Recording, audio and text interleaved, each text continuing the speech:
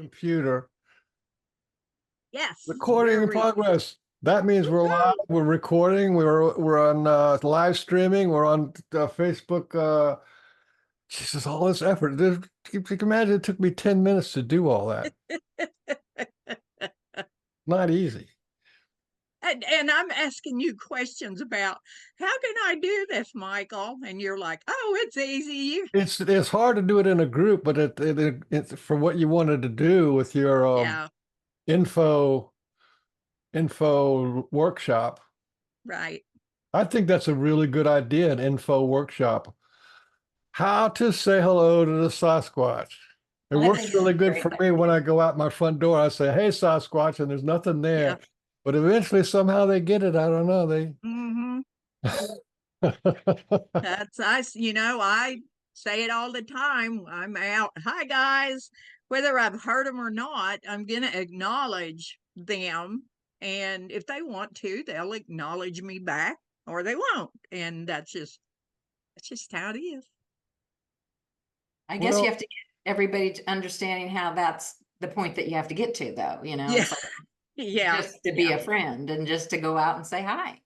Yeah. But there's so many questions over all of this because it's such.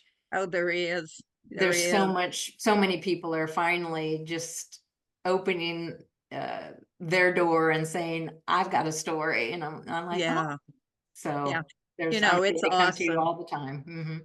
And Flashy Beauty oh, has done such a wonderful, wonderful thing in doing oh man, this. they just made it respectable Yes. and I don't know what else you could say. It's Yeah. respectable is one level that we Yeah. we And really didn't have. yep, it's real Researchers aren't people. really respectable for some reason. Yeah.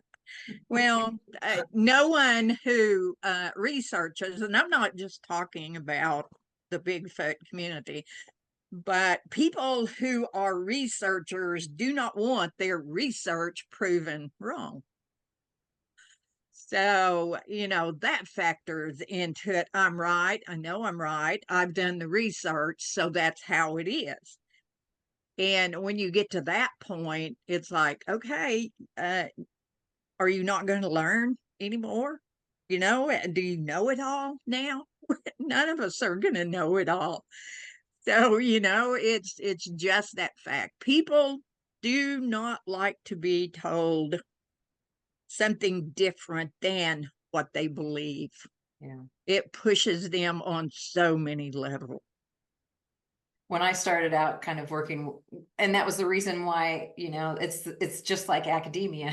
It's like, okay, well, I'm going to follow the alternative crowd, the researcher alternative crowd, because they're doing it differently. But at the end of the day, they're not doing it differently. It's the same story, just like you just said, Arla. So ultimately, you know what you have to do. And that's, I guess, the hardest part. And nobody wants to just take on the job of learning them about themselves. That's a hard one to learn It yourself. is. And, that Michael deals with that in what he teaches, people looking at themselves and learning who they are, what they need to release, and how that's going to work. And, for a lot of humans thinking, oh my gosh, you mean I can't hold on to this belief any longer? Well, if I can't do that, then what else in my life is not right? Yeah. So it is a hard place to be, to have something that helps you put your life into some thought of being in control and have that taken away from you. Yeah.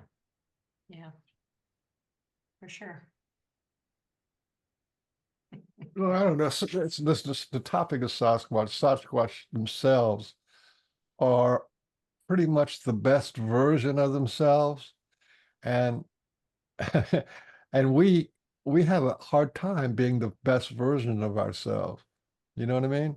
We're always trying to do something out of lack or to make up for something or strive for some goal or if you strive for a goal, it's because you don't like where you're at, or or you think you got to do better, be better, and Yeah.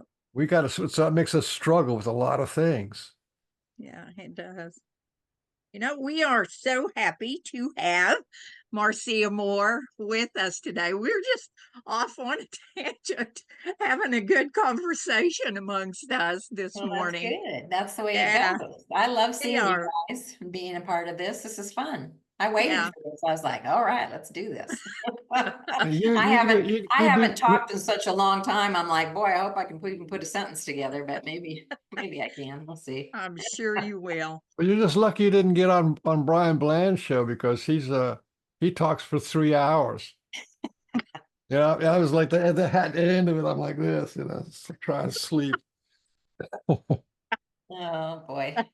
We talk till we talk till you get tired of talking, and then we go say bye bye. Yeah. Yeah, that's a good But thing. anyway, you Yeah. have such a magic life. How did you get so magical? Start from the time that you can remember, and when was your first magical Moment. crayon on the wall or whatever it was you were doing? Well, my first tool, if you really want to know what my first tool was creatively, was a Folgers can, an empty Folgers can with water and a paintbrush. And I'd paint the steps all day long. And that was my first creative tool. Oh, That's what so my like when the steps are hot, they're kind of like light colored, and when you paint it, it gets darker. you get all kinds of gradations that How way. cool is that? So you're just And I watching the probably was what? transformation. How cool is that? Yeah, that was the beginning right there. Yeah. I was a carpenter, and when I was like this 3 or 4 years old, my dad gave me a little toy hammer and a little bunch of little tiny nails and a bunch of blocks of wood. And I literally ran through he'd have to bring me more blocks of wood because all I would do is just beat on that little thing, and then I ended up being a carpenter. Who would have guessed? Who would have guessed that chapter? Uh, Well, that's Uh, how it unfolds for sure. All those that's little how it goes. chapters bring you right to the moment in time that we're at right at this moment. So, yeah, I grew up in Iowa. I grew up in the Midwest, and I always talk about this because I find this so interesting now. I grew up on Story Street in Story County, and I'm like, oh, so that's where that story began. And the life is all about the story. So well, the first creativeness was I just was always sketching. My dad was very creative. He made model airplanes after World War II. He'd sit in the basement and make these model airplanes, and I would watch him flesh those out inside and out. Even if you couldn't even see a part that he painted, it had to be there. It had to be there. So I watched him, and he was even kind of a filmmaker. Those in the early '60s when the reel-to-reel came out, and he would sit there and splice, and he'd put his own films together. I was very impressed with him and watched him a lot. So I gauged a lot of that early creativity, I guess, was definitely my dad. I hung out with him quite a bit. So Well, those airplanes were amazing. I mean, it was like a sculpture that came in a yeah, box, and you had yeah, to exactly. pop it all apart and clean it up and snap it together and glue it. That's right. And he had an airbrush, when he went from painting to an airbrush, and boy, it just got better and better and better. So he just, at the end for him, as far as making planes, I think he had about 300 of them in the basement. So a lot of planes. That was his passion. So again, it was about just following your passion. And I picked up those art tools and I just used them from day one. I just love sketching, and I sketch to this day, obviously. So it's like those chapters brought me to this point in time in a different way, and all those tools came along with me. So it's amazing when you look back, but that's kind of where it started. So It's pretty cool. yeah. And as far as and if you want to talk about the Sasquatch during that time when I was little, living on Story Street, we had woods in the back of our house, and I would go out there and I would sketch on the trees. I would do little carvings on the trees, and it just, when you're little, you can always just feel that energy around you. You might not know how to explain it, but you feel the energy around you.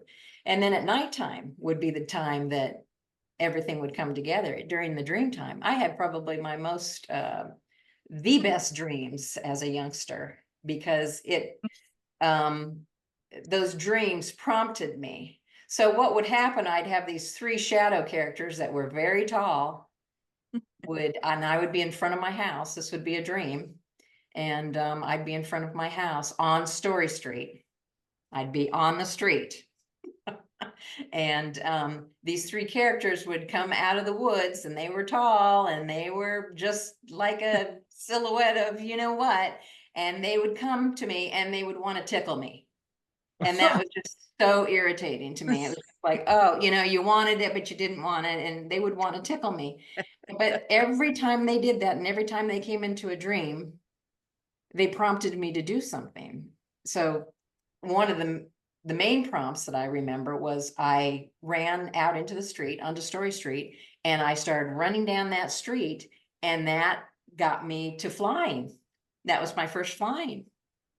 My But first it was a flight. dream flying, right? So the It great, was a dream flying, well, and they're I was the like, best that was the my best dreams first. ever. Best dreams Exactly. ever. And I was just kicking and running, and I just made it up there above the trees, and I was like, oh my gosh. And that was just a wonderful, wonderful feeling. And So every time they came, they prompted me to learn something during dream time. So, what was the age oh range? gosh, I was pretty young, probably that kindergarten age, probably 5 or 6 years old. Amazing. Yeah. Yeah, Sasquatch don't seem to have a limit, whether it's a dream time or what. They're surprising, I tell you. Well, I didn't know, I probably felt an understanding about that, but I didn't really understand it totally when I was that age. Well, But no, you don't have to. You're just in wonder, it's yeah. magic. They like to tickle, and I just really wasn't wanting to receive any of those tickles. But the fact that you can remember from a dream from the 5 years old kind of means that it wasn't really a dream. Yeah, absolutely. That's the point exactly. I remember all of it. So, and then of course when did that first movie come out? The Bigfoot movie in the theaters. I went to that. When was that first one that came out in the theaters? What movie? Are you talking about Patterson Gimlin? Yeah, I think it must have been 67. okay. Where So, they had Patty, and it would be in like the newsreel or something. Yeah, the Patterson Gimlin was in 1967. okay, so that's in 67, and I was born in 61, so like I'm 6 years old, and for whatever reason, those were the days where mom and dad just dropped you off at the movie theater with your friends. Yeah. And you just went to the movies. There was nobody else there. A friend and I went to this movie. And when I got home, I will admit that made me a little scared. That made me a little nervous as a young person. So when we lived in a 2-story, so my bedroom was on the second story, and that evening I remember, and these are things that I just remember, Michael, so I have to tell him, I thought for sure Bigfoot was down on the first floor rocking in my dad's rocking chair. I just felt like he was right there. He It made could me have a little been, nervous. who knows? So those were kind of fun stories from the beginning. And as far as creativity, the creative thing, I've always been creative. I've always had a tool in my hand, whether it just be a stick or a paintbrush with water or a pencil, whatever it is, whatever is in front of me, I'll use it, because, that's the fun of having these simple tools. It's when you start expanding into the complicated tools that it gets complicated, and you're like, well, that's not quite as fun, because then you really have to figure it out. But I've been doing this a long time, the sketching and everything. I would say that I'm probably a very over diversified, very overly diversified, to the point where people have no idea what I'm doing. I didn't talk to you before about using the screen share, but if you wanted to use a screen share, that would be fun. Show some images. Oh, You know how to do it? you know, it's been so long since I've done this, Michael. I don't know if Well, you're right now. You're in the it's just Zoom. me. Yeah, The Zoom, and the Zoom's floating around. Behind the Zoom should be your desktop, right? right. So if you go to your website or you go to anywhere Okay, you have photographs and you pull one of those photographs up, then come back into Zoom and hit the share, which is the little got green it. button at the bottom. Yeah, I can see that. And So I just did I that. might have to let you do it. I don't, I thought I hope I have it on, one participant can share at a time. Yeah, I think it's okay to share. So go ahead and if you have the feel, if you want to keep talking, let's just keep talking. Well, I thought that, you know, maybe if you want to know what I'm doing now, or if you wanted to know what I was doing over the last 12 years and how that has rolled into what I'm doing now, I might be able to Yeah. go around with you. Would that be good? We want to know everything that there is that you want to tell us in Okay, that well, order. oh boy. Well, let's just take it back 12 years. Hmm.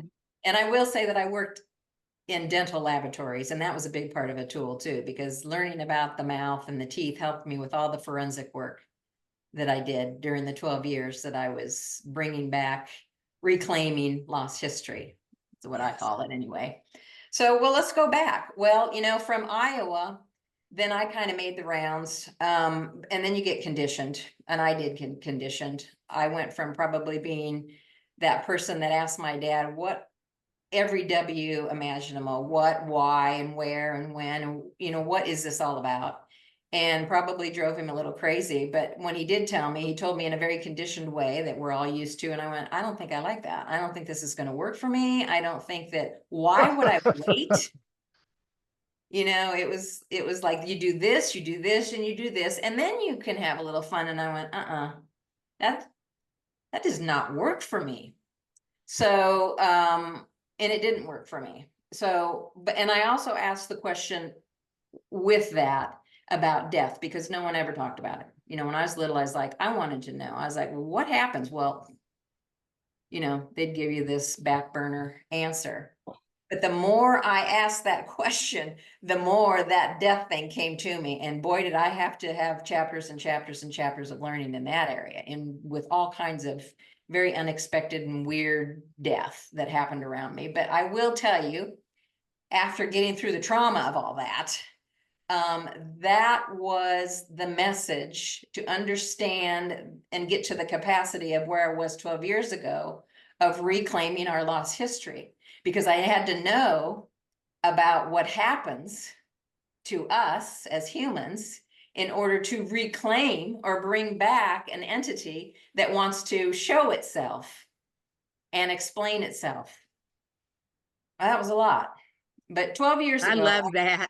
I love that. Oh yeah, oh yeah, it's like classic. yeah, You So you cool. learn about yourself, you ask the questions for yourself, and you end up having to learn the whole universe, yeah. the whole world. Yeah. And you know, oddly enough, when you know you think you're alone during that time, you're really not. And we just don't see other people in the way that we need to see them because we've been so conditioned in a way that if we think we explain this to anybody, they're going to think we're nuts. So, but the more that I'm around people that I went to school with that are my age now in their 60s, they're like, well, we were thinking the same things in different ways. And it's too bad as young people Yeah. Yeah. we can't just, you know, that should be a part of the school system where you can come together and talk about these things in a way that kids can share, because when you're a kid, you know, that's the innocence stage. That's the stage where you're going to find out a lot of information. So The schools are just too sad. I mean, it's I it's talk at the beyond school board every once in a while, and it's just, you know, it's a really reform sad. school is what it is. You go to a school, you're going to a reform school. Uh, anyway, that's got to be one of the most discouraging topics to talk about. It is. It really is. Because, That's you take kids who are full of magic, and you beat the magic out of them. yeah. I'll talk about a side story with what you just said. I was living in Florida and I went up to Tennessee to share kind of a story, kind of hopeful animation that I was creating when I lived down in Florida. And the story was about ancient, the ancient peoples before the Spanish. And it was going to be an animation. It was full of all kinds of characters that were, you know, wherever I go, wherever I live, when I put my feet on the land, boy, those, for lack of a better word, those timelines just shoot right up through me. And I just, I get a taste of everything, whether I understand it or not. Usually it takes a while, and then I go, oh, this is how this works and how this is going to form and everything else. But anyway, I went up to Tennessee, went to this school that was supposed to be one of those very creative, artistic kind of schools. And I shared all of the work in a gallery space. And then the elementary school kids came in, and they were just, can we help you with this story? And they just talked about it. And they were just so excited to talk about every character. And they really formed even more information for me. Then the middle school came in, and they still were kind of interesting, but the magic wasn't, it was kind of slowly going away. And then the high school kids came in, and I could have been just talking to myself. In fact, I think I did just talk to myself. And that's where it was just, that was the sadness right there, Michael. I was like, they have taken every ounce of genius out of these kids and magic out of these kids, and year after year after year, dumbed them down to just being a commoner of just follow the road, just follow the follow the path that everybody else is taking. So Well, Just that, reading, writing, and arithmetic. That's it. that's it. Yep, That's it is.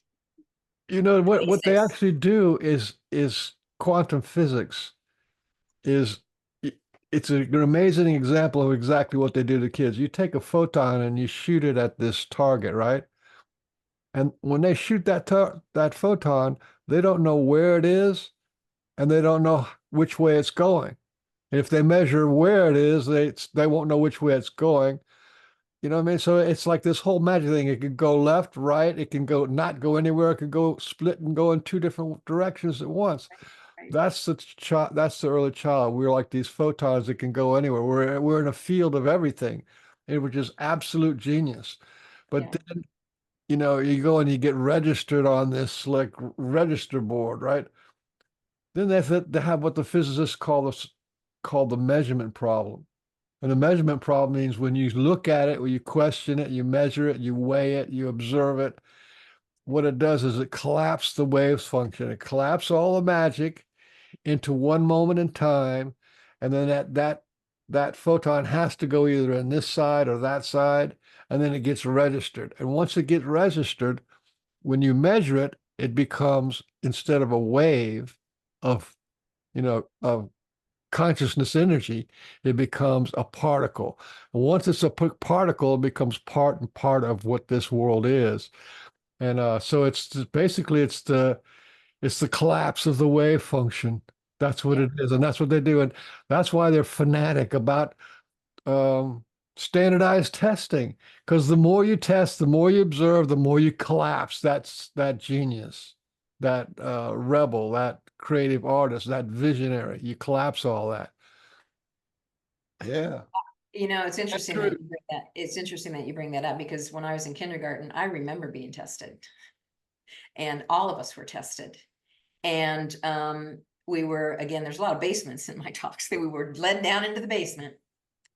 And there was a very, very primitive form of computer. And I remember wearing, I think it was there was frequency involved, there was visuals involved. And of course, us kids in kindergarten, we just wanted the toy at the end of the week, because they would give you a toy.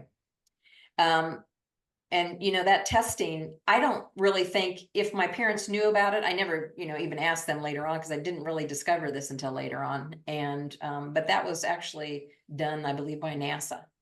And they were wanting to see how many geniuses were at this particular age. And there were 98% genius at that particular age. And as the years went on, and they tested more and more, and by the time you got out of school, it was down to 2%. There you go.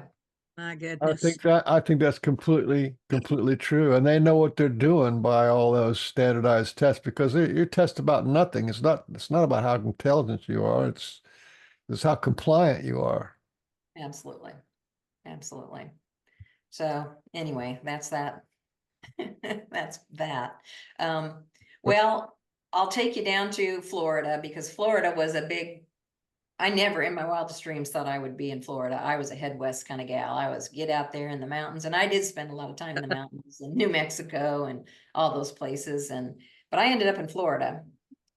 And it was one of the most amazing. What I would tell people was, if I can strip away the architecture and the people, this is one of the most amazing old historical areas on this planet. There's so much going on in Florida. And I had kind of an in-house, a living studio. And I was creating, at that time, I think, Lord of the Rings had just gotten through. And I was like, I'm going to create an animation. And this animation was going to be about the lost or the old history of ancient Florida. And it was about the Calusa Indians that were, they were shell mound builders. They built mounds that would literally, it was a little bit about what's going on out there in the water, but mainly it was what is up there in the cosmos. And so I started this story, and I started to become this entertainment person in my own home, where I did all of the sketches, I did all of the paintings, I did all of the illustrations. I learned how to, that's where I learned how to do 3D. I said, I'm gonna learn how to do this 3D sculpture stuff, because I'm gonna have these characters walking and talking. And I just took a road that was just, it just put me, I don't know, I just felt like I was in a whole different world every day of the week. I just felt myself in this story. This story was just it. And I had created, actually, this picture behind me, which you can't really see, but I had created this, the characters in the story were starting to, a lot of them had elongated craniums. They had elongated heads. And ever since I was a kid, I would sketch these characters that had elongated heads. And to me, it not only looked better, it felt better. Every time I have a headache, all I have to do is kind of make my head elongated. And all of a sudden I'm like, oh, that expansion just kind of helps move things around. So it seemed very natural to me, even as a kid. And then when I'm creating this story, well, I'm creating all these characters with these elongated heads, and boy, they all had names, and they all had, descriptions. And so one of them that I created, I showed it to Brian Forrester down in Peru, because he was doing a lot of, at that time, this was about 12 years ago, he was really researching the elongated heads, the paracas, down in Peru. And he was showing the world the skulls. And that's where I got the relationship with him. Well, there's the skulls to the images that I'm creating. So I had put a face to a skull. And I got a hold of him and I said, would you like to see this 3D sculpture that I've created? It's just my story character. It's an interpretation, but it has a face on it. And I don't think any of your audience has ever seen a face on an elongated head. Right or wrong, they've never seen anything facially. So he said, yeah, that would be great. And that is where my world just turned upside down. It was like the world took notice of that. And they were just like, oh my gosh, we have never seen a face placed on one of these skulls. And so that story that I was working on, kind of, I was still working on the story, but then I started to take these side trails. And the first side trail was to really understand more about these elongated heads, because I thought, well, that'll work into my story. At some point, I can really understand this maybe more. And then also I started to recognize a lot of the lost history in and around where I was in Florida, the Ohio and Mississippi valleys, and this whole North American continent. And I thought, there's a lot we're not talking about. And I'm going to reconstruct it, because nobody's doing it. None of our mainstream people were talking about it. None of our mainstream forensic people were even, they would casually create something, but they were not going to change the paradigm around it. And I thought, this isn't right. And I don't think they're doing it right. And what better than to have an artist that knows nothing about forensics come in and who's kind of tapped in to just going with the flow and seeing how these interpretations start to form. I don't know anything about forensics, but I taught myself, because you can Google anything and you can learn anything you want. You don't have to go to school anymore, Michael. You can do whatever you want. So I learned how to forensically and accurately, because I knew I'd be asked, how to reconstruct a human face or any face. And I learned this to the point where oh, there you go. I learned this to the point, I thought maybe I'd lost you, where people sought me out to do this globally, because, a lot of your forensic people, there's no reclaiming of the essence of the bones that they're working on. There's only the physical aspect of it. It's in front of me. I have this science around it, and this is how I'm doing it. And there's no soul. There is no soul. And I said, I'm putting the soul there. I am going to do this as correctly as I can, scientifically, but I'm also going to just let this unfold in the way that I do everything, and let this character talk for itself. And I learned a lot. I probably learned more about the subject matter just through them telling me about my life, or how to do my life, opposed to showing the world.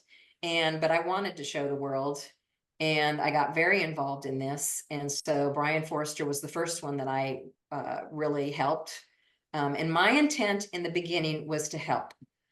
I wanted to help anybody that had an alternative researcher at that time. I wanted to help them in any way that they were doing their research. I didn't care if it was done through just pure science. I didn't care if they thought it was the Nephilim. I didn't care if they thought it was any theory that they had. I thought, if they need some visual, I'm here to give the visuals. And I did that for a long time. And I reconstructed the elongated heads of Paracas and many from around the world. I've reconstructed a lot of our indigenous here in North America. And what you've got on the screen right now, I reconstructed the giants that a lot of people don't seem to know about, with our mound building complexes that were throughout the Ohio and Mississippi valleys here in the Southeast and the Northeast. And actual data was given to me from someone that had researched and got it from the Smithsonian. So I had actual skull data and actual skeleton data that helped me reconstruct the first Adena, male and female, that's ever been reconstructed. I don't think Wow. anybody's done Well, that. they had people who were making models and doing artwork, but they always showed some kind of caveman fantasy of a rugged, kind of dim-witted, near animal kind of things. And Right. And I just that needed and to so change. so we were imprinted with this stupid past, right? We Right. got stupid Right. people. And I don't think they were stupid at all, because every time they find somebody, they got jewelry on them and nice fabrics, and and adventure bags and all kind of stuff, that they weren't stupid. And they're creating these megalithic structures, and these their mounds are, I mean, these are very impressive. And when the more you learn about this, and my intent with this was not only to help the those that were really doing the research, because I was the creative person. I was doing this the way I needed to do it, but I thought if it helped other people, I would definitely help them. But the more that I learned about the research that some of these people were doing, I'm like, this is not, just like you said, Michael, this is not caveman. This is very, very advanced, and a lot of technology. The technology that I used, the 3D software, as I was using it And as I was investigating Egypt and all of those sculptures, I mean, those are megalithic sculptures that are just like so symmetrical and so perfect.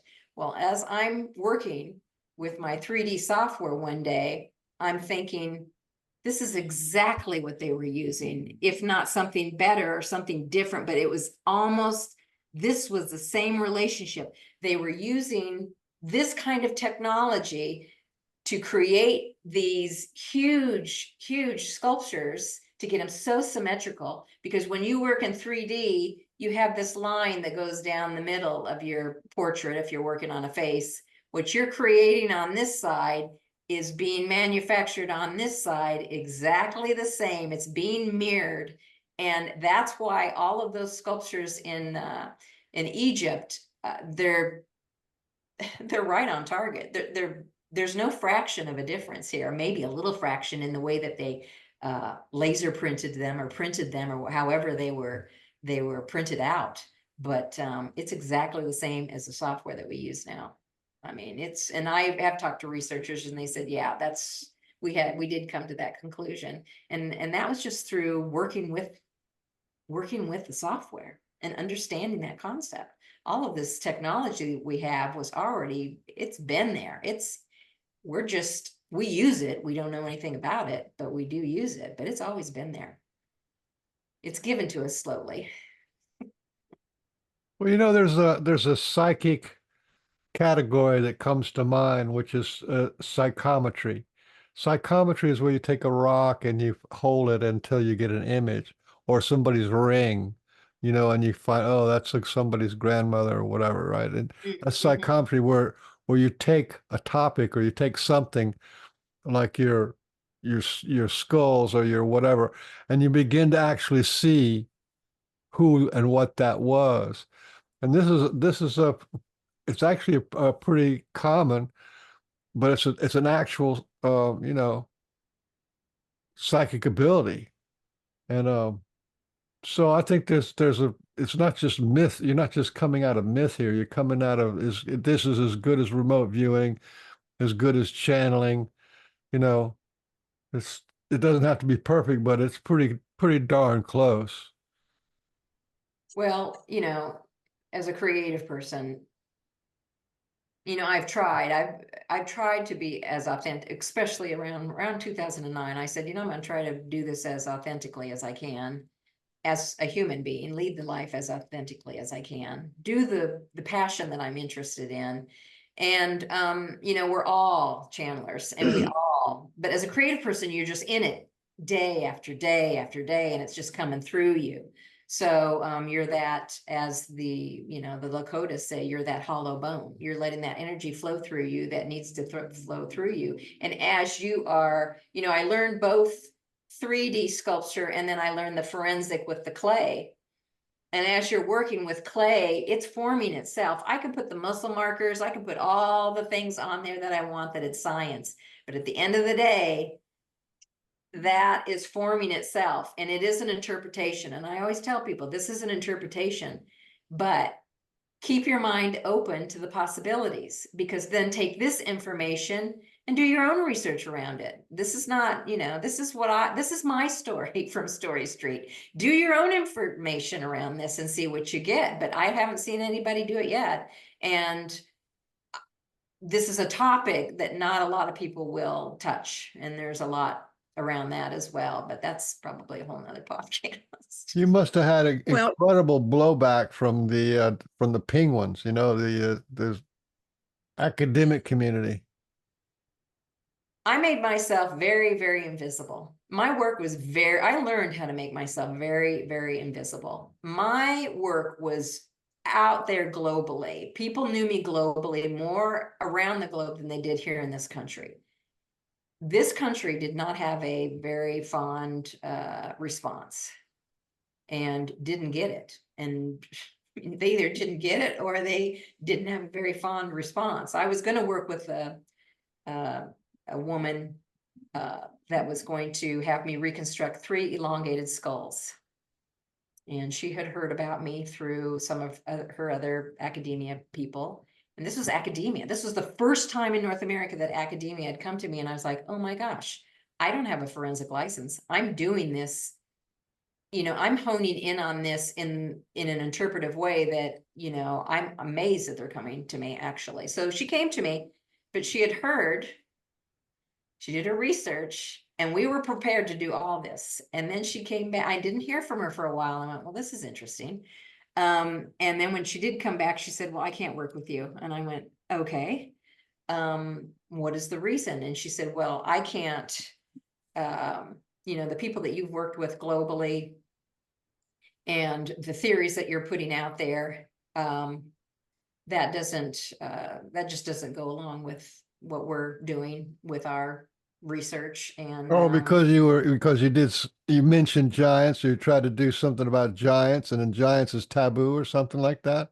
well, I mentioned there was a few people's, there were names that were given, and globally, that were alternative researchers. So the alternative All research, right, they're they all didn't so want me to have any you were mixed aligned with blood the there. blacklist. You were aligned with the blacklisted. There you go. So she dropped that one, and I thought, well, there you But go. how There you go. frail academia is. It's just the most frail, fragile bunch of people. I said, the reason I've always gone towards alternative research to her, and this was many moons ago, but I said the reason I went that direction was because as academia, you don't give the information to us. We have to search Yeah. very hard for your information. And Yeah. either we have to take your course and buy your book that might be this big, or we don't get this information, and we're not in the discipline that you're in. So you need to share this in a way that, that was another thing that when I was growing up in Iowa and around my farm people, my mom and my dad, I learned how to break things down very simply in communication. And I said to her, I said, you have to break these things down. If people are going to understand it, you're supposed to be doing this for the world. You're not supposed to just be doing this so you can, have this lifetime of academia at this university and then not share it only with your students. I mean, that's not fair. It's crazy. So anyway, she, as much as I got a taste from her, she got a taste from me too. I was very upset about that. I said, this is not right. And I hope at the end of the day that you have felt good about what you did over the last That's few. why we're interviewing you and not her. Because there's those academics, you don't want, you don't want them on your, because if you get them on a show, they just start talking academic stuff, and you'd have to translate everything into common language. Yeah, that's true. Yeah. For me and what you've done, I mean, the first time I met you was in 2018 at Enumclaw at the conference there. And it was funny because I had just been sitting at the table, and Matthew had gotten up and was looking at everybody's stuff. And of course, talking to people. And he came back to the table and he said, you got to go over there and look at what she's doing. Said, you're going to know what she's doing. so I did, and we met, and we just totally understood each other. And so when Marcia was working on these skulls from Paracas, I believe, they were finding that these skulls, some of them were not formed by a human. They were the actual thing. And of course, that stirs up something too when you say, well, you've believed that these skulls were molded as the person grows, like you would, like Chinese people did their feet, and they were just emulating something, a god or whatever. And but that wasn't the full case. Can you talk about that, Marcia? Yeah, absolutely. There's a huge percentage. These skulls are found on every continent. And there is a huge percentage of these skulls that are cranial manipulated. They are formed from birth by humans.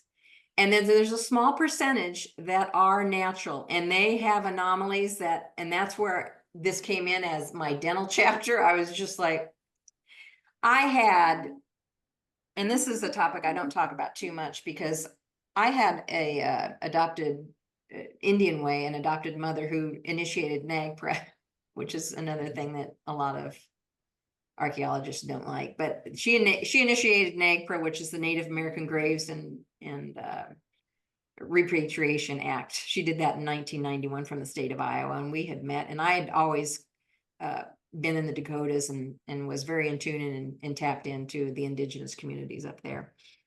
And so she would, that was her job, was to go and get bones from different parts of the country and then bring them back to the tribes that the archaeologists had determined where they were from.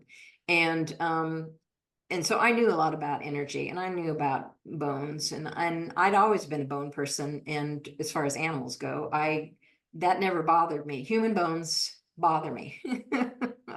And she told me a lot about it. Anyway, I always kept that with me and carried that with me, and I never would work with anything but the resin copies of these skulls, even though that still holds energy. It's a resin copy. But there was a time when I was living in Florida where someone connected with me and said, I need for you to house this skull for me for a while and take all these photos and do the research around it and then reconstruct it. And I went, I don't really want to do that. And it was a real Paracas head. It was a young boy skull. And I did not really want, everything around this was like, I really don't want to do this. But that box ended up at my door one day. And I went, oh my gosh. So that skull was with me for probably 2 or 3 weeks. And I will say energetically, it was one of the most innocent and it was beautiful energy. And I did learn so very much from this. I didn't want to do this, but I did learn a lot from this skull. And I did reconstruct it, and it was used for a lot of special, special data with the History Channel and all that kind of stuff. But there were anomalies. When you're talking anomalies, Arla, I didn't know if this was a boy. I didn't know if this was a girl. I didn't know what the age was. There's a suture that's missing, that our humans have. There's underneath where the spine connects into the skull, that receded, that little hole in the skull receded about 1 inch back from human skulls. And I was like, well, that tells me right there that when you flesh this out, not only it's not going to walk like a human being, and it's not going to talk like a human being. In fact, it would have this, in order to balance that skull, it would have kind of I figured out really an S shape to it. Form follows function. So that was so much good information for me. And there were a lot of anomalies. But you know what? That happened mainly in Peru and maybe some different continents. But when you pin it down to the areas like the Northwest coast where I just moved from, that's a whole different story. And I learned I learned a lot of different information from being in the Pacific Northwest, honed into some real differences. So there's a lot of differences. Who were they emulating? That's what I wanted to know. I'm like, well, who are they emulating? If humans, 95% of them are emulating this head shape, who is that 5% that they're emulating? The 5% that are natural? Who are they? So that was my 12 years of research. And I can guarantee you at the end of that 12 years of research, you know what the most important message for me was? The most important message was bring back the balance. I'm working on a skull one day and it says, you need to bring back the balance. And I went, now that's something my mother would have said. Bring back the balance. I mean, just do everything in balance. Bring back the balance. Bring back the balance of spirit and technology. Bring back, and they also That is so squatchy right there. Yeah, That's a, bring back, and that happened in the Pacific and Northwest. it's And then, also North American Indian elders. yes, yes. And then the second thing was the head shape. And they said, humans were not supposed to emulate this head shape. They did not need to expand consciously through the head. The human expands through the heart. Whoa. Expand your heart, and you will expand this, and you will connect with this. The humans are supposed to actually just work from the heart. That was the two messages I got. And those were profound for me, even though that maybe sounds maybe not profound, but it is very Oh, profound. no, that's profound. Yeah. Yeah, definitely. So What a 12 what years a of jo- what a researching, what a 12 years of journey, and that's what you got. Oh my God. Yep, 12 years of being this researcher and taking this trail and learning from these researchers and even diving into my own research. And I want to tell you about this because I'll tell you what happened. But that is the message that I got after the 12 years. And that's what I said, I'm not doing this. Mm. Done. You're not doing what? Well, I'm not going to reconstruct anymore. I'm doing things in a different way now. I'm Oh, not going to okay. reconstruct heads. I said, I'm done. This is what I was supposed to learn. This was for me. Expand through your heart. You don't have to expand that consciousness through your head, and hone in on the balance. Always work from balance.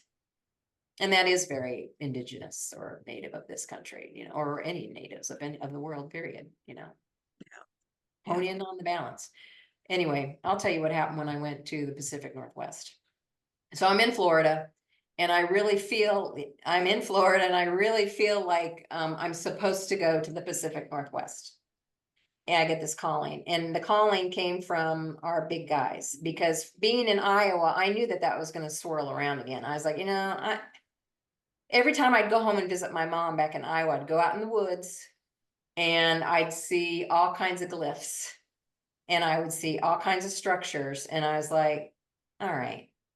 And there was this time I went and saw my mother where I went out into the woods, and I went out beyond the woods a little ways, and I saw these flowers. It was summertime, and I had just saw this structure in the woods, and I was just like, what in the world? That's a Southern, I've used that a lot, but I'm noticing a lot of Southern people, what in the world? What in the world? And I looked down at these flowers, and it was a sunny day. And when I raised my head, I kid you not, my hue saturation level in my eyes just went, Mm. it went to a profound blues and yellows and reds. It was an unbelievable change that happened at that very moment. It was the weirdest thing. So anyway, I knew at some point that these big guys were going to come back into my life. I didn't know how big it would be. I was taking my research up to the Pacific Northwest because I was going to work on I had a documentary formed about the longheads that were on Vancouver Island. And I thought, well, I need to get up and be as close to that as I can. So I positioned myself in Bellingham, Washington. And I moved up there. And I had a phenomenal team, I might add, of people that were working with me. And I mean, phenomenal. It was quite a team. And we were going to create this story and this documentary on the last of the headbinders on Vancouver Island. This was way at the tippy top of Vancouver Island, and I had gone up there and I met with the Quatsino people, and they were, when you look into the archives, I would say 80% of their women were headbinders. There's not a photo that you don't see in the archives that doesn't have headbinding. And their headbinding was different. So Arla, their headbinding was like a sugar loaf. They emulated it like they called it a sugar loaf. Had more of a cone look about it. And this was done with cedar wrapping, when you give birth and the head is very malleable, and sometimes the head even comes out with a elongated shape, which tells you that maybe genetically we're a mixed bag, to be honest with you. Yeah.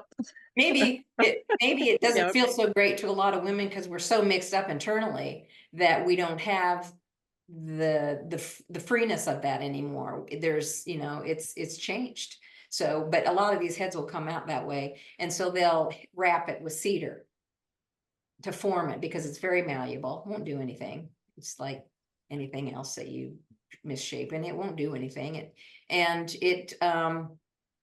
so a lot of the people had this, probably, you know, the higher up, as far as the people that were of any status, the men had that done and the women had it done, but most of the women had this done.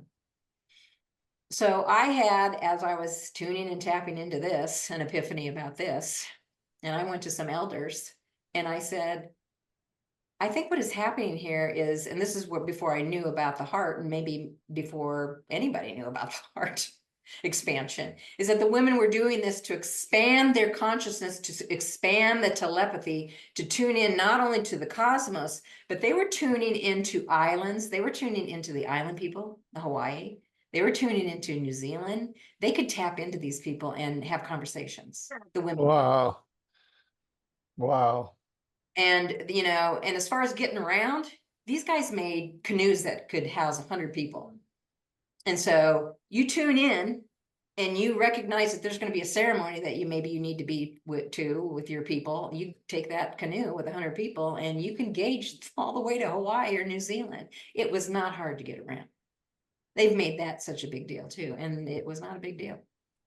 So anyway, so I recognize that mostly, and this is the balance, mostly the women were expanding their heads in the Pacific Northwest. And this was almost every cultural area up there. Almost every indigenous group did this to some degree. Now, the Quatsino really did it because they were at the tippy top of Vancouver Island. And one of the last headbinders passed on in like 1943. She was the last one. And that was going to be the documentary. So that information was just pouring out of me. So, okay, so the women, if we're bringing back the balance, the women are tuned and tapped into the telepathy and in tune with the cosmos, and they're communicating with everybody globally. And the men are honed in and rooted to the planet. And they are they're the forest men. They're the men that are working with the wood, and they're the ones that make all the story poles, and they make all the masks, and they're honed into the element of just being really rooted to the planet, where the women were honed into really expanding and really energetically knowing more about the planet. They were just tapped in completely. So I was really honing in on that, and I found out also that you know, a lot of the indigenous up in the Pacific Northwest, all of their ceremonies are, if most all of them are about the wild man and the wild woman. All of their regalia is about the wild man and the wild woman. All of their most, not all of them, but there's a lot of masks that are about the wild man and the wild woman. Okay, well, what's the relationship here? That was a no-brainer. So when I get to the Pacific Northwest and I start researching that, I'm like, well, why are you emulating this head shape?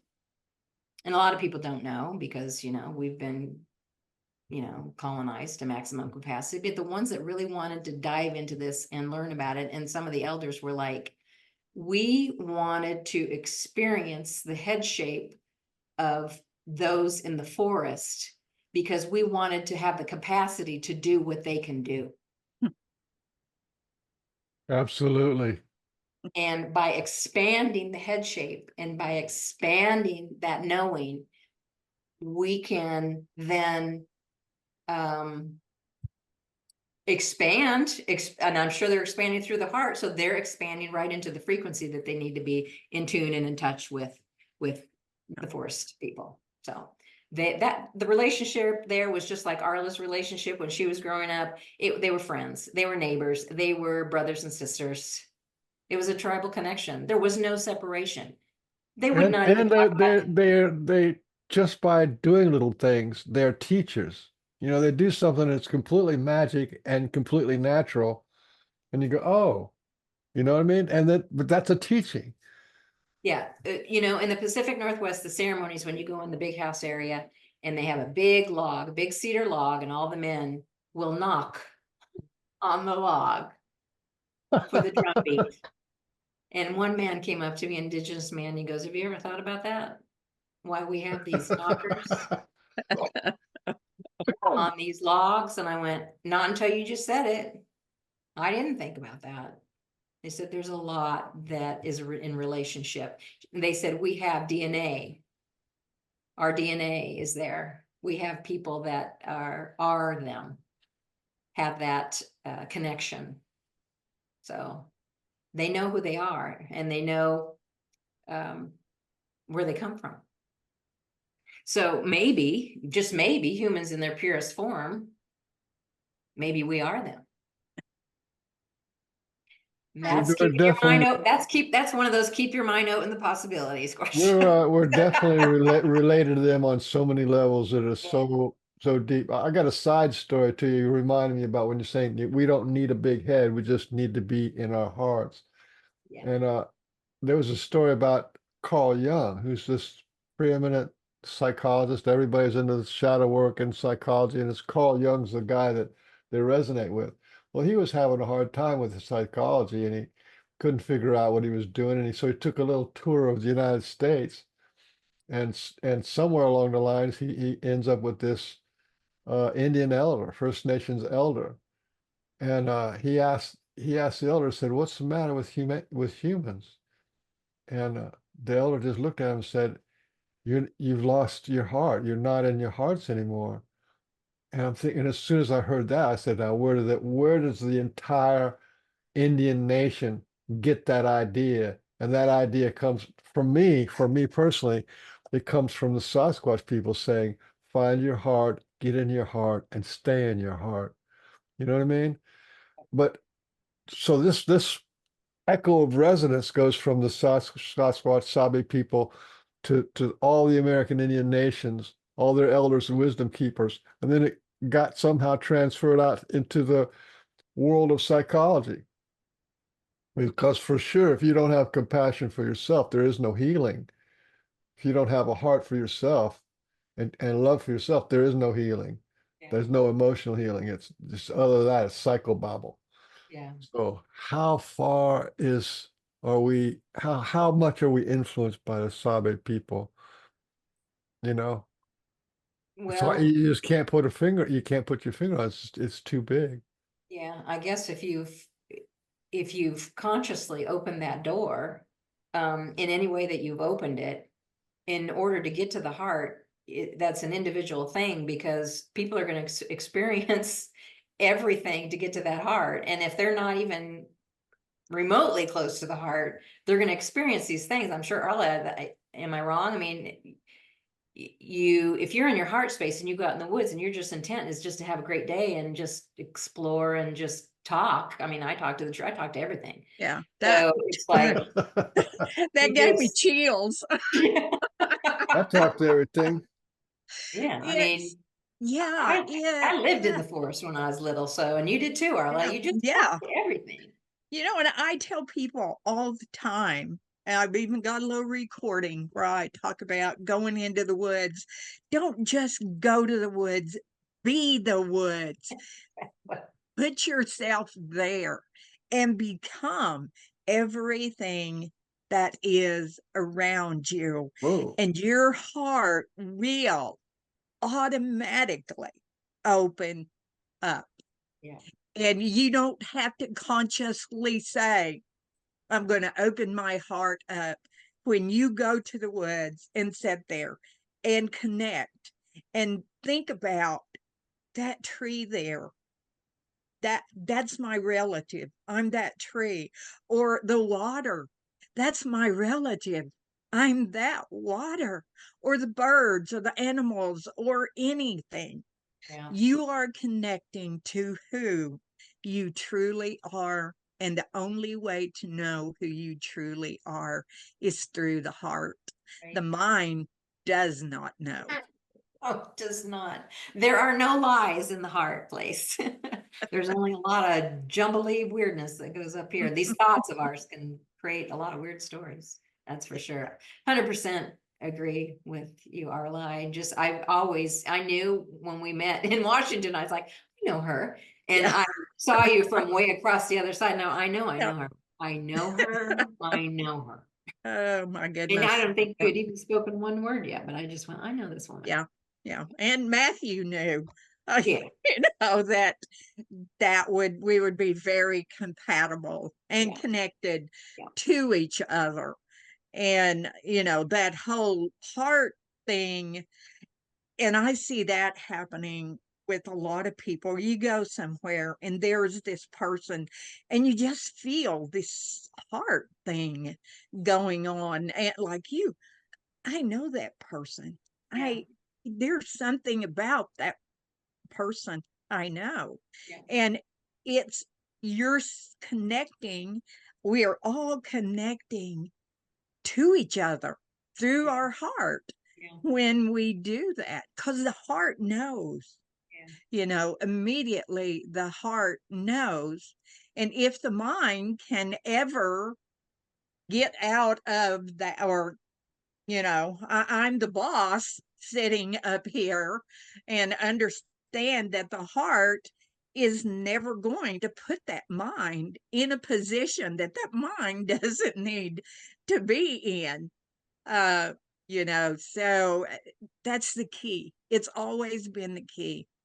And they do that so well with us, because it's through that heart they teach us who we are. Yeah. They have Absolutely. another saying that goes, the greatest love is the love you show, right? The highest love is the love you show. And so when they give you a little rock or they give you a little feather, well, who cares about a rock or feather? No, they are showing you love. And it's like, for those of us who are friends, it's like, oh, you know what I mean? It's like, oh, they're Yeah. showing this love, you know what I mean? And you feel this love. It's like, who cares I got stacks of little toys and stuff. But that's what it is, you know what I mean? Who does that? Yeah. Yeah. Who does? Only maybe your dog or your cat, That's but who does that? Gives Yeah. you know, yeah. you go back to go visit your mother or your grandmother again, and then there's stick lifts everywhere and structures behind your house, right? They're not out, they're not 10 miles away. They're, within walking distance of your house. That's Yeah. that's just showing love. And then you go, oh, I guess I better go to the Pacific Northwest, To finish the research. Dude, I got to do some research on something. I'm not really sure. I'll tell you how that turned out for me, that Yeah. research. So uh, that uh, being on Vancouver Island and getting that documentary going, and believe me, this team was amazing. The doors shut down. I was in Bellingham, Washington for 5 years. And when I got there, immediately the doors started to shut with this Last of the Headbinders documentary. And I'm like, what is going on here? There is an aspect of the Pacific Northwest that has really big energy. I mean, it has really high, big energy, and you get big trees, and then it has some kind of, there's some spaces there too that you're like, well, that's kind of deep. I mean, there's some deep energy going on there too, a little bit. I And mean, like whatever was dark. I don't like to go that way, but I felt like the deepness went both ways for sure. And so the doors were just closing one right after the other, and things were happening with my team. My filmmaker in Seattle flatlined 5 times. 5 times. He lived, but he's got this bizarre immune system disease that nobody knows about hardly. So he's on chemo for the rest of his life. Up by the Quatsino, the people up there, we were also going to, the family that was really supporting me and helping me, these were the last of the speakers. There were 9 Quatsino speakers left. So another gal up in Canada was kind of forming a kind of language, a way to get some money for the tribe to learn the language and all that kind of stuff. And one of the relatives that I knew and her grandson were killed in a car accident. Two of the And speakers? There were two of the speakers. one of the speakers and her grandson, they had just come from one of the language groups, and they were going through the mountains and thrown from the truck. That happened. One of the producers died. And I could say a lot more about this, and I'm not gonna. The doors kept shutting and shutting and shutting. And the more research I did on the last headbinder, I came to the conclusion that the last headbinder did not want this information told at all. And she dabbled, and I found this out through through the museum in Port Hardy, and also some of the locals. Now, what happened next When you was said she dabbled, that's going to she go, dabbled in a lot that, of maybe not so great stuff. that's going to go over a lot of people's head. And you're talking about Okay, she dabbled. She was witching, known to dabble magician, in some dark magician. darkness. Let's put it Right. that way. She was known Right. to dabble in that direction. And I discovered that, and I went, well, I'm not much for that, but I don't know. These things are happening. These are not just, this is happening like boom, boom, boom, boom. It's not just like one a year, two every 5 years. This was happening fast. And so the whole thing just kind of had to shut down. The reason that I had even created this documentary was I was invited by one of the hereditary chiefs up in Quatsino to go out to the old island and actually see the last of the headbinders. And I did. And I went out there, and I respectfully, as he wanted me to I took photos, I took some video, and I saw the last headbinder. And immediately when I saw the last headbinder, my adopted mother came up into my sight and was just like, what'd I tell you about bones? And I was like, So when I got back to Florida and started kind of playing and forming this and getting it all put together, I don't know, there just was some uneasiness about it. And the more I knew about this woman, the last of the headbinders, I didn't really pay a lot of attention to it, but maybe I should have. But anyway, I get up to Bellingham, I'm in Washington, all the doors start closing. People are dying around me. This is not going to happen. And then, and then the pandemic happens. The door's completely shut. I can't even get into Canada. Can't even, I'm like 20 minutes away from Vancouver, BC, and I could just hop a ferry and get over to Vancouver. So this was actually recent. See, it was the last It's 5, been the last 5 or 5 years. 7 years, right? Yeah. Yeah. How long were you in And Vancouver altogether? 4 or 5 years? I was in Bellingham, Washington, which is close to Vancouver. I was there for about five, maybe a little over 5 years. Yeah. And so, you know what? From that moment on, I said, there's got to be a new direction here, because something or someone or some things or I don't know what it is, but this is not supposed to happen. Period. The end. This information is not supposed to be connected. And I had a lot of information. I had a lot of information to give Forks, Washington out in the conference last couple of years ago, and I fell very ill in the emergency room. So there's information for me that apparently is not supposed to get out there, and that's fine. Whatever that is. Was this about, mostly it was about the First Nation tribes that Mostly it was about the you're elongated engaged heads. with, right? Mostly it was about the connection with the elongated heads and the information that I have with the elongated heads. Well, those people are almost all American Indian tribes have a really peculiar, almost fanatic privacy about certain taboos. Absolutely. And it's And it didn't, it's not a just a cultural thing. It's got power behind it. and this did not come from them. They were very supportive of this. Very supportive. They wanted this information out. So it didn't come from them. So wherever it came from, it's gone. I've got the information enough to where I'm going to keep my website up. I have reconstructed 20 plus skulls. People globally can look at this and get ideas from it and learn from it. I've reconstructed the giants. I've reconstructed what what has come through me as maybe any aspect of the cosmos with our star people, or, who knows? I mean, I'm throwing out interpretations to people that come through me. But that part of me kind of really wound down to an end. And what amped up was getting out into the forest and sketching and becoming tuned and tapped into our forest people. And that's where Arla came in. And I'm glad I got Arla before now, that you're going to have to get a schedule.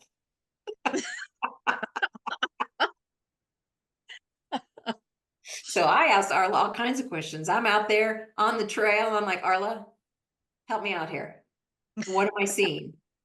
And she has been phenomenal, a phenomenal source of information for me. Thank you. And oh my gosh, you have connected so many dots for me as well. So it's been great. Yeah. It's been great.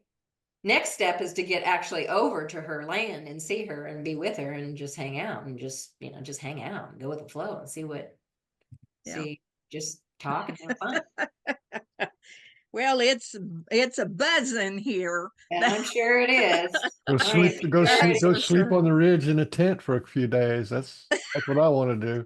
Yeah, well, come on. They've made a new tent site. Matthew had done some mowing, and there was this one area, and I kept saying, this would be a pretty good tent site. I mean, it's right at the edge of the ridge, and you can look right down the ridge. And when I was down there, I'm down there every day, but when I was walking that way, I walked over there and I was like, this is level. There's not hardly anything down there that's level except the platforms that we built. And I was like, oh, okay, somebody's going to come put a tent there. So I told Matthew when I got back to the house what I'd seen, and he does some remarkable things, but I don't think he's mastered leveling the land now when it's rock. So, but yeah.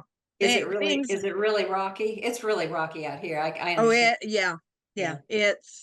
I mean, we're probably pretty much solid rock about 5 feet down. Oh, wow. And then, and then the ridge. So those are like backbone mountains. They're where the well, that's what I call them, because there's mountains where you can actually see the rock, Right. Yeah. But then there's like a lot of hills that are just covered with trees and grass and stuff. Yeah. Well, there's trees and some grass here, lots of trees. I mean, it's almost impossible in some places to see through that area. And but lots of stone people who show who they are. I've got numerous photos, even from years back, where they were showing themselves, and so there's that connection. There's so much going on now for everybody, not just here, but for everybody, people who live in town. It's amazing, all the things that are coming. And I love the fact that the news feed on Facebook just couple 3 weeks ago, and it was just getting to the point to where I didn't want to look at it at all. And now it's like this huge change, because I was like, I can't look at the news feed if all of this stuff is being put out there, because I don't want to even see that energy.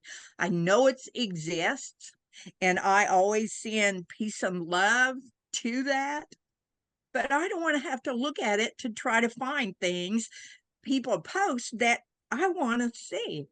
And then it was just like it flipped. And so now I'm seeing all of these people that are posting such wonderful things. And I'm like, whether my thought had anything to do with that or not, it's the outcome of what I put out there. So, but yeah, Marcia helped me a lot because I am connected to the Mounds people. And Miko Gadon was a long-head shaman from the stars. And so just, it just was in my heart that all of these things she was doing were things that I really hadn't paid much attention to.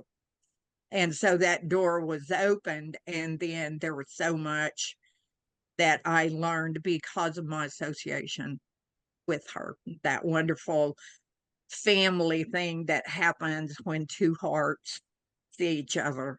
And I'm so thankful for that. Me too. Me too. Absolutely. Absolutely. And It's we wonderful. danced around a little bit about the star people, but they seem to be part of the mix because, Yeah. you know, star people and the Sasquatch people is interesting. You know that whole story of the Ramayana where, where Hanuman goes and has to go fight the demons. Well, those demons in Lanka and Sri Lanka, they had Vimanas. That means they had flying saucers. So it kind of makes you think, huh? We got Sasquatch and we got human people having this battle. They call it a demon war, and then the demons have Vimanas.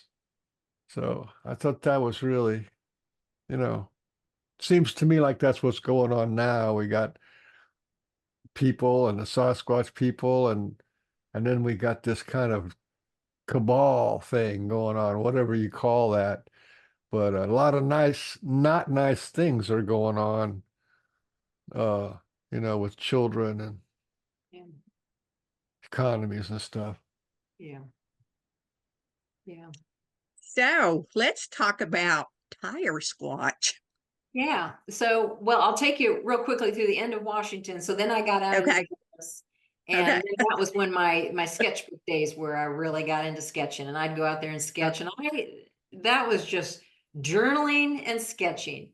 And there again, it was just I knew it was for people. I tried to get them out there as best I could that people could have these and enjoy them, and I'm still doing that. In fact, I have a room completely devoted to my sketches, which makes me very happy.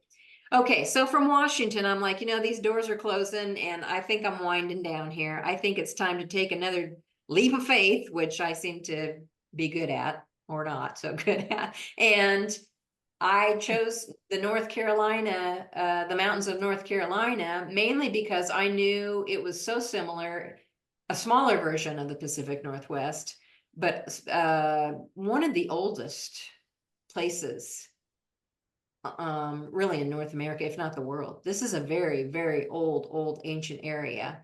And the rivers show that, the rock forms show it. When I first got here, so I moved from Washington last summer. I will have been here about a year to a year to the day in September.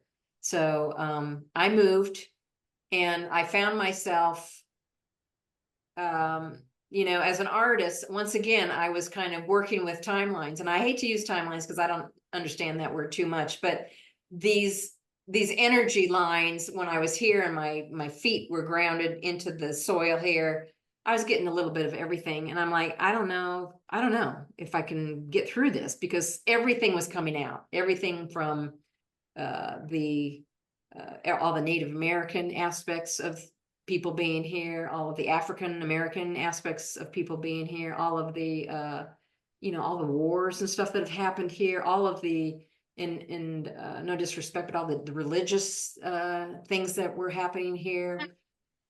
In those timelines, I was just like, whoa, this is how am I going to get through this? Well, I found this place that I'm living here. Actually, and I'll even say Arla helped me with this, and that's story you either can believe or not believe, but it's true. And really big helped me here. So I got into this. It's actually just this. It used to be an old motel. It was built back in the 60s. It's this huge old motel, and it has now become my living studio. And that's more than, if anything, living in Washington, that's, I wanted that more than anything, was just to have a studio. I wanted to have a studio where I could paint and sculpt, and it just never happened. Nothing would form. So this formed just like that, and everything else started to form just like that. I mean, the synchronicities, as I got to Pisgah Forest, North Carolina, the synchronicities were unbelievable. I one day was driving, I followed this truck, and it said DuPont Yurts and Camping. And I went, oh, I'll go check this out, because they obviously own it. And I've always wanted to live in a yurt. Why don't I go check this out? So I followed them all the way to their yurts, and they're really beautiful glamping style yurts. And I thought, that's really cool. Come back within a week, the landlord that I have for this place came and we talked, and he said, oh yeah, well, I own DuPont Yurts. I went, oh.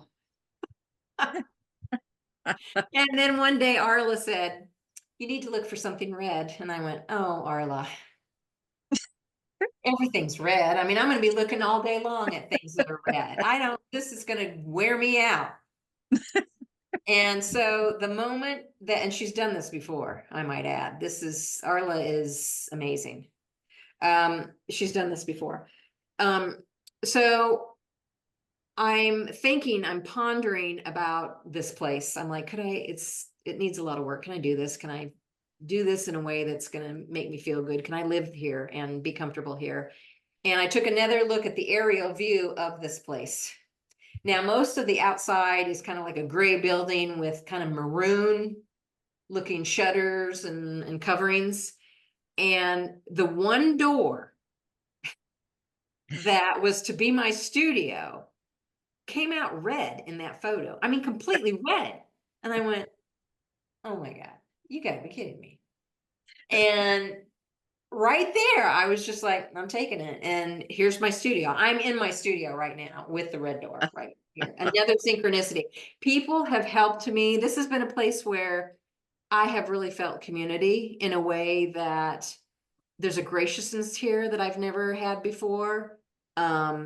I've had some young gentlemen help me with what I'm working on now, just as in wanting to help me and using their skills and their tools. I have people that want to participate in this, because you know what I have formed here is so much bigger than me that everybody wants to be part of it. And it's just been amazing. Has it been hard work? Yeah, it has been hard work, but I'll tell you what I'm doing now. So I go from the Pacific Northwest. I've been in forensics. I've reconstructed. I've reclaimed lost history the best way I could by facially reconstructing or 3D reconstructing or however I've done it. And then I came over here and I had a friend send me a photo of a tire, like a automotive tire sculpture of something that he saw down in Mexico. And he said, I can see you doing this. And I went, I'm not doing that. I am not doing that. Why would I do that? I'm in my 60s. I don't want to do that. But enough of me had been working behind a computer for 12 years that I went, I want to get up and I want to be physical again. And I want to do things that are physical. And as I got to Pisgah Forest, everything is biking. This whole area here is mountain biking, adventure, camping. This area is known for that. And I got to thinking about that, and I got to pondering about how could I take what I did over the last 12 years, which probably reached an audience like this, and turn it into an audience like this. Because I still want to do that. I still want to open doors for people the best way I can with my skills and my tools.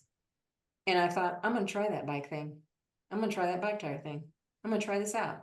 And I'm gonna call this, actually a friend of mine, Cindy helped me call it. She said, TireSquatch, call it TireSquatch. And I'm gonna let people name things for me. I'm gonna let people do what they need to do around this for me, because I don't want to be that person anymore that does everything. I want people to help. It's called TireSquatch. And my intent was to build the first, within a year, the first 8-foot bicycle tire Sasquatch. And it is completed. And it sits right outside in front of my building. And it was done with the help of many, many people. I have visited every bike store in the area. And of course, they're not going to be hesitant on giving me bike tires, old worn out bike tires. They give me bike tires. And I take these tires and I shred them. And what I'm doing is actually forming, there's the Sasquatch right there. What I'm doing is I have a form underneath the tires, like an armature. And then I use staples to staple on the different textures. The different textures of the bicycle. And what I'm doing now, Michael, is taking my forensics that I did in clay and reclaiming human form to now reclaiming old bike tires in a way that creates these sculptures, which creates a sense of mindfulness. Remember, these are living forests that you're out there biking in and that you're enjoying. Go find yourself, be mindful, get out there and reconnect with yourself. And so I want to make these Sasquatches, and the intent is to make them and get them everywhere. I want them on every town. I want every town to have one of these.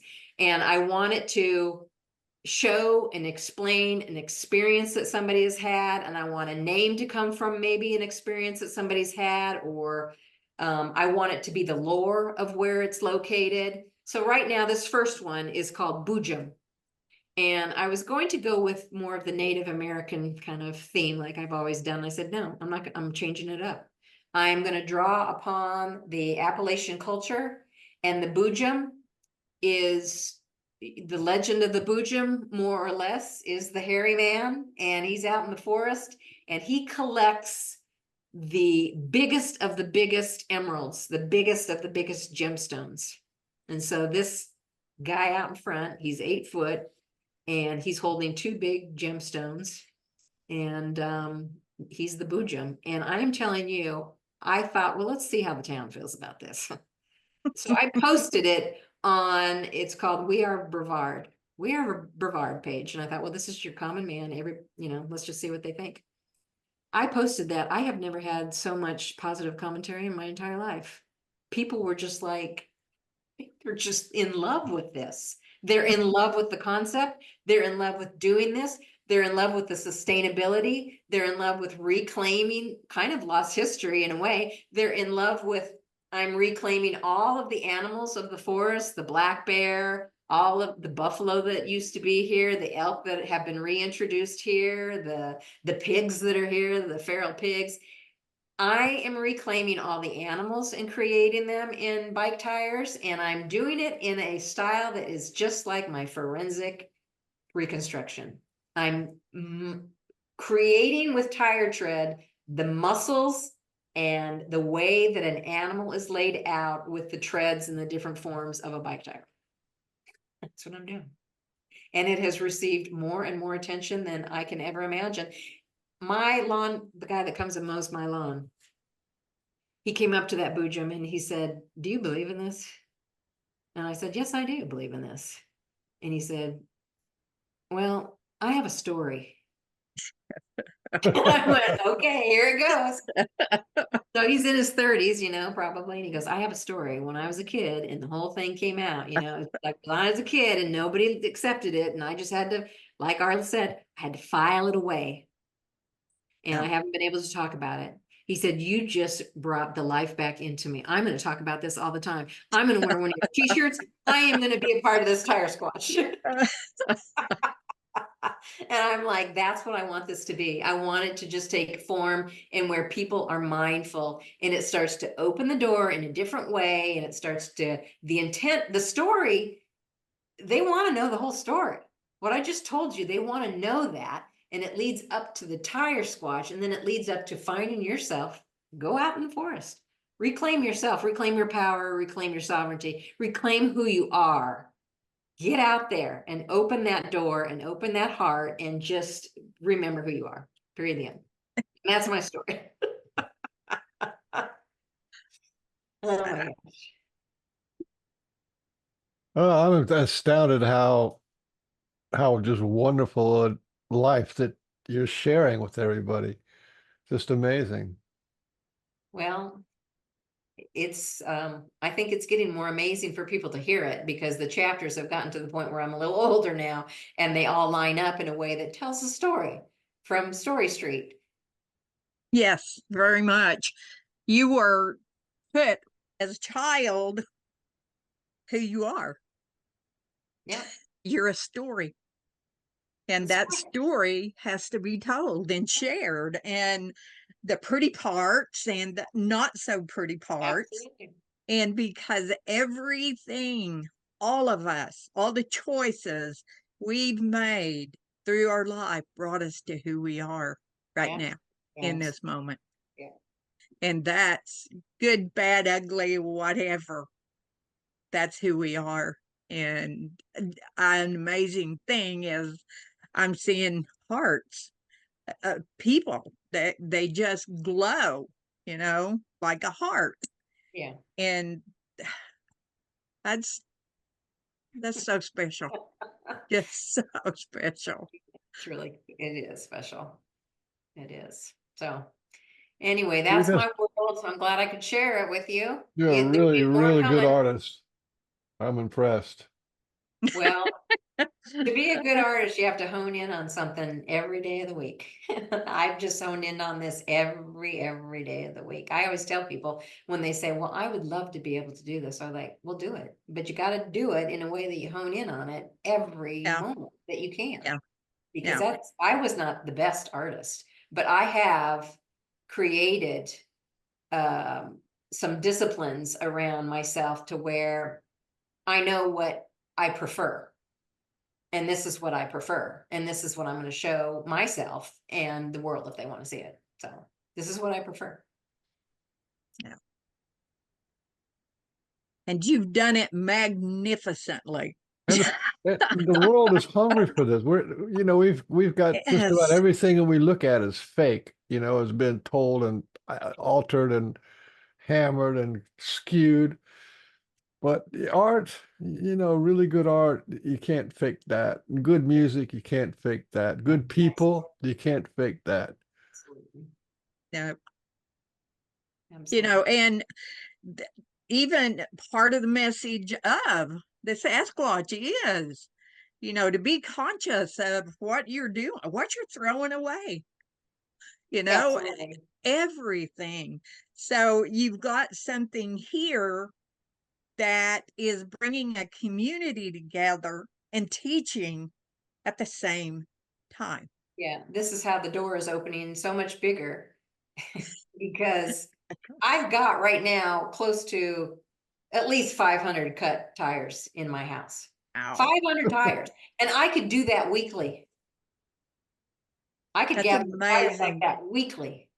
Yeah, that's That's amazing. shameful.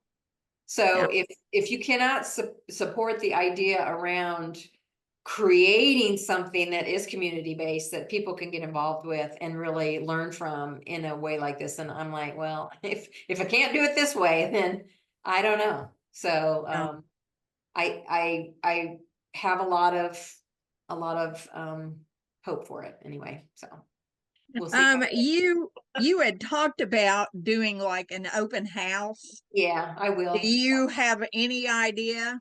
I don't have a specific date, but I do want to do it when the trees are changing here. So it's probably going to be either the second or the third weekend of October. And I'm going to open the door and it's opened as a living, I live here. So it's a living working studio. It's not like it's a gallery. It's just people can come in and see what's going on. And believe me, when people come in here, they're just like, holy smokes, because it is, I've done some things that I haven't been able to do, you know, like with the landlord, I said, leave it as is. Do not upgrade anything. Just leave the carpets like this. They're gross. I don't care, because I want to be able to do what I need to do. And so the first thing I did Yeah. was sketched all over my walls in this studio. I said, I need to just really sketch, get a huge wall of sketches going and journaling, and just open the studio in that way, just open the portal in that way. So Yeah. that's what I did. And I want to be able to do that. I don't, at this point in my life, I've had houses, I've had stuff, I've had, you Yeah. know, everything I've wanted. I can't say I've had everything I wanted, but I've had, you know, I've had a good life. So I'm like, I don't want anything. I really don't want anything other than I want to work on my stuff. I want to work on what I'm really passionate on. And I just want to do it.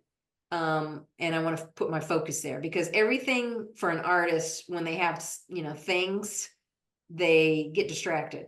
You know, if there's a fork in the sink, I'm distracted. So it's like, I have to focus.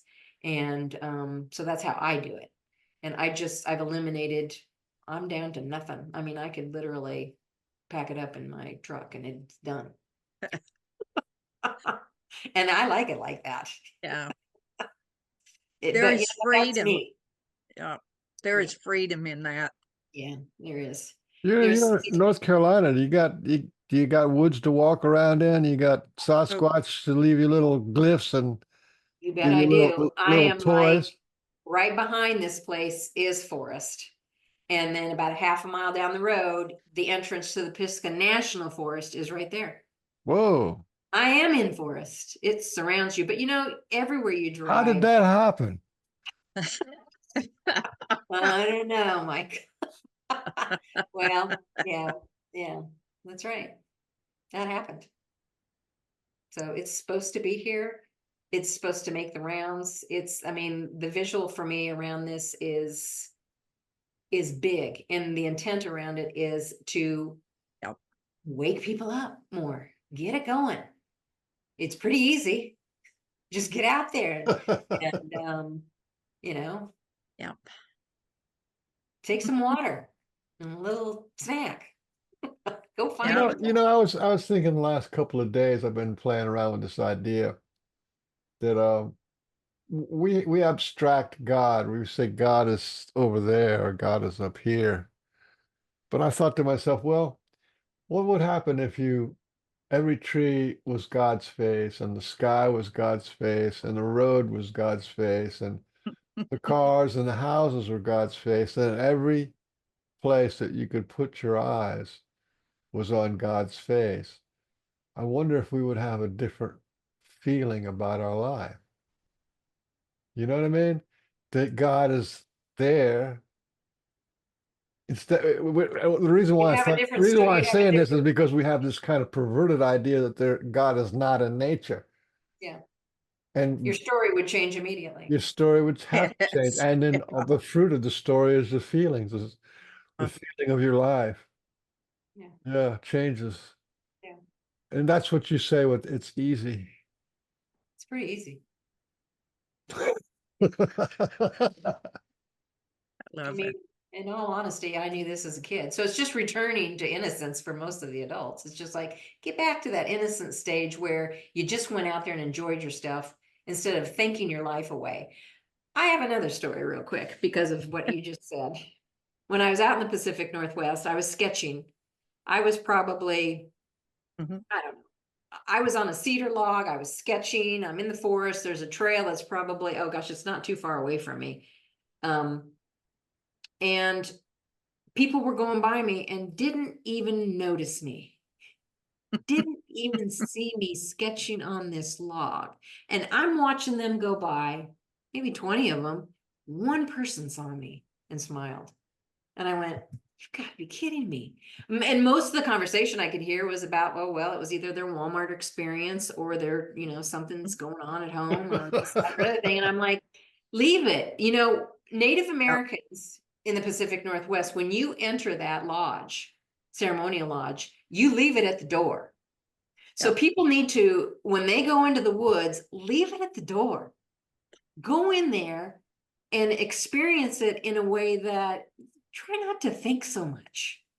Just let it go. Be in the moment. How long have we all tried to just be in the moment? Sketching was the way for me to really hone in on the moment. I'm here in the moment. I'm right here. Here I am in the Yeah. moment, the only place that even matters. So when you start walking a trail and you're talking about that Walmart experience that happened way back there, or you're talking about that event that's going to go way out there, I'm like, you're No, not focusing on that tree. You're not focusing on that rock. You're not focusing on, you're not going to see anything, even a human that's less than 100 feet away from you. So if I'm going unseen, what else is going unseen? A lot, lots, a lot. right? Yep, a lot. So it's, I I don't know. used, I This used was to easy do, for me because this was a part of my world from early on. I felt like this was just my life. I mean, I was always outside. Maybe I was just lucky to be of that generation and or of that area where I just had that availability. That was just always a part of my world, and I never let go of it. There were times where I had to, as conditioned person, work and be in situations that took me out of it, but I always found my way to it, whether it was my own home, just Yeah. creating the essence of my own home, the interior of my own home, bringing that world into my home. If you can't be in it, bring it into your world somehow, right? I mean, it's pretty easy. Yep. I used to have a girlfriend and she had property in Ireland and I'd go, we have sort of like an intercontinental relationship. Yeah. So I'd go and visit her on the summers and so it'd be like 4 weeks or 6 weeks.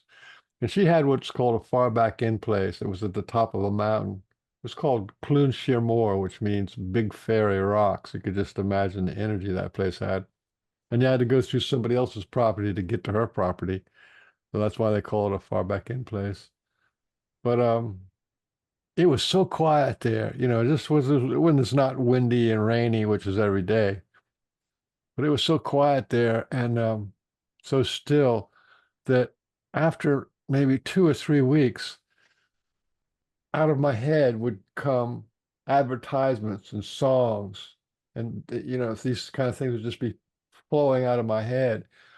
And I realized that we carry a whole world with us. We carry this world with us. And you get out of your car to go walk on a trail, you're carrying the world with you. So those people may not be able to even get to the good stuff, until maybe they get to the top of the mountain or they get to their favorite spot when they can stop and let go of the whole world and then see what's in front of them. Yeah. Yeah. I mean, And that it might is be, it is easy, but you kind of got to want to do it. yeah, that was just a part of who I am. I mean, so, and I met, and other people, that's their story. This is my story. This is just who I am. I've always been like this. So I'm just telling you my story. Everyone out there has their own. And yeah, there's a lot of stuff going on out there. So, and maybe that's why people that never thought they'd ever see a Sasquatch see them, because they had so much chitter chatter going on in their brain that they couldn't slow down enough Yep. to just be in the woods, and they had to have something extreme lighten them up. Yeah. So Yep. there's a lot of ways to look at this. Yeah. It's awesome.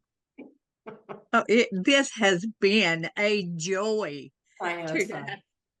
Really fun. So much, so much. Well, thank you for listening to my chapters, because it's hard to just blend them all in there, but I did the best I could, I guess. You So did wonderful.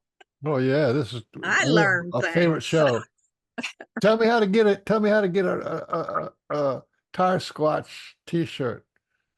well, if you go to my website, you'll see the store.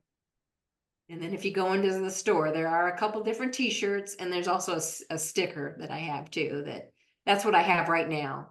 Tire And squatch. yeah, and I've opened the door with creativity there for people to help me with that too, because I want this to be community based. So I'm using community based businesses and or people that I know, or I want, you know, we need to work together because I'm here. This is my lane. This is the lane I'm in. This is where I Yeah. am. So I have to just hone in on where I am. So it's like, okay, this is in front of you. You're not over in, you know, Washington, DC. So you don't even know if that exists over there. You can hear about it, but have you Yeah. ever seen it? No. So I just stay in my lane and I go with the flow of things and I let people just come in and I really, this is, like I said, it's bigger than me. It'll be really community. It's going to be interesting to see how this all unfolds, actually. Yes. I'm just as curious because I have no idea. How long does it take to make a tire squatch or a bear squatch or tire bear, bear tire? Well, initially I had to kind of come up with a recipe. And so it did take a little longer, but now I've got that recipe and I'm like, I know how to do this now. So it forms itself just like that forensics started to form itself. All of these bears start to form themselves too.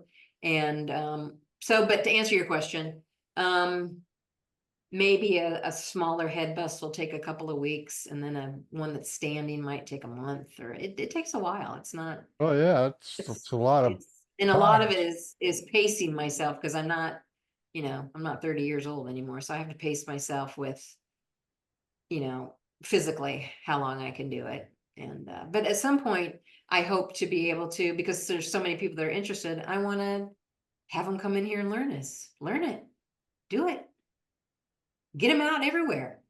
You know, if the community wants to come in here and learn it, put one in your yard. Do you use grinders? Grinders? Yeah. No. All of all of the tire, I just use an electric staple gun, you know, a pretty heavy duty staple gun. And then I use just, you know, some really good shears to cut those tires. And that's it. Oh, I thought you could take some of those tires and make texture with a grinder.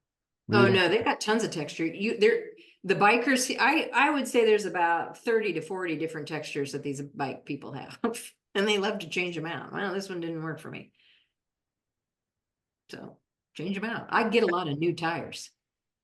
Well, I could probably make more money selling new tires than I those just those tires aren't cheap these days. You know, they're you could not. for a good tire, you might go from 60 to $100 for a tire, But one tire. they're not made the same. When in the 70s when I had a bike, I compare that tire base to this tire and because I biked a lot.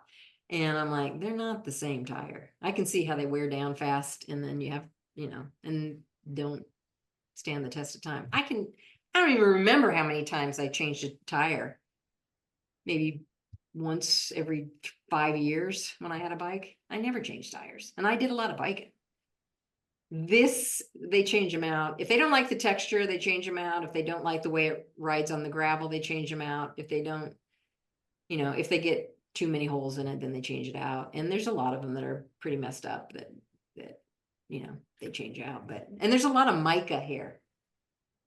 So a lot of mica gets ingrained in these tires. And people always ask me, well, how do you clean them up? I go, well, I clean them up just like a tire on a car. I clean them. And then I'll use a little spray to give them a little spritzer, make them shine. And they're waterproof for life. I mean, they're not going anywhere. I hope you get a hundred orders for a Sasquatch. At least one Sasquatch or two Sasquatch in every state. That'd be I a good know, girl. Goal. I know. My hope is to get one. Let's just say you put a Boojum, they're building a new part of the airport over here in Asheville. And I'm like, what if you were to get even a black bear family or something, or a Boojum? Yeah. People love this. The people love Sasquatch. Whether they even know about it or not, they're just like so intrigued. What do you get a Sasquatch out by the airport, in the airport? When people are getting off those planes, they can go up to that Sasquatch and get a little QR code.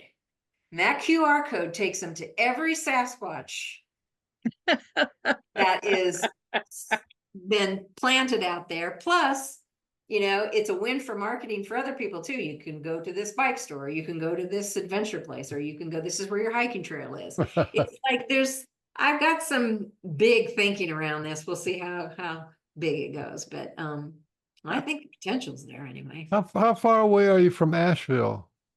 Less than 30 minutes. Okay. It's about 30 minutes to the southern part of Asheville anyway. Yeah, I'm right by the airport. So if you're coming in, if I'm going into Asheville, I land right by the airport pretty much. Asheville is a funny place because if it used to not really exist the way it is now, now it's a really high rent place. But I used to live in Miami, Florida, and back in the 70s, had this big scare. The world's going to come to an end. The water's going to come up over and cover Florida and stuff like that. They had these things. Sometimes they're real strong. These were one of the first real strong waves because I don't know, every 4 or 5 years, they got these disaster scenarios. But actually, a lot of people thought the earth was going to crack. So all these people from Florida and from Georgia and from around a lot of places around the United States, they went to Asheville because Asheville was supposed to have been a safe place. And so you had all these hippies and creative people go to Asheville. And it's like, and here you are 30 minutes away from Asheville. You know what I mean? There's something Yeah. going on up there with those people. And then they all got lush, and then they got all these, high rent districts now. There's a lot of that high rents everywhere. I hate to tell you, it's everywhere. But the artists, there's so many artists up in this area and just a lot of creativity here. And I love also the aspect of the native here, the native music that's here, and the native crafts that are here, and all of that. That fusion of all of that is just really, it's been really fun for me to experience. I love all that. So, and I've only gotten just a little taste of it. So it'll be fun to experience all that stuff. There's a lot. And you're right. There's something that gathers these young people, to let them be authentic and express what they need to express. And I'm glad they're doing that. Well, they're There's not a lot. young now. They're all old like me. Well, that's true. The hippie ones, yeah. The hippie one. Yeah, the hippie ones. But there's a lot of Those hippies with like, tie-dyed t-shirts on their wall and stuff like that. That's Now, wait a minute. those hippies. Yeah. Yeah. Wait a minute. It's been a wonderful show. We're 2 hours in. Oh my gosh.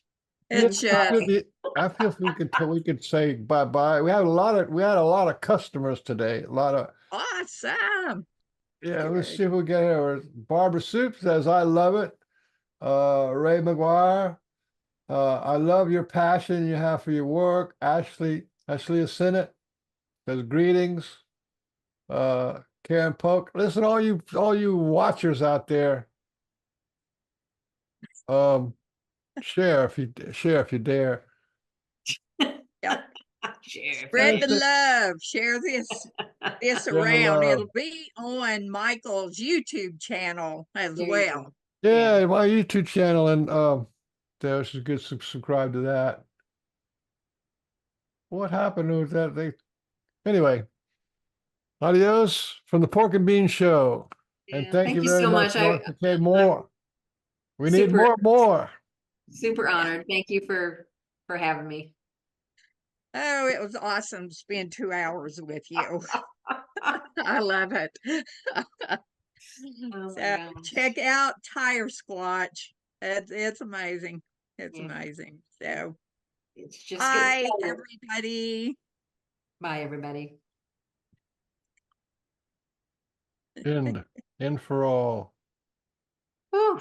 Way hey way way hey lo Elohim way way hey yo way way hey way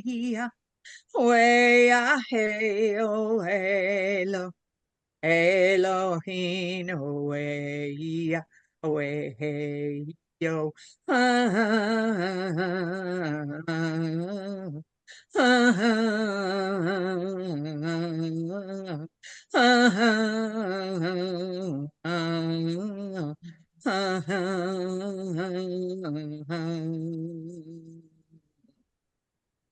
Way, way, hey, way, way, hey, way, lo, Elohim, way, way, hey, yo.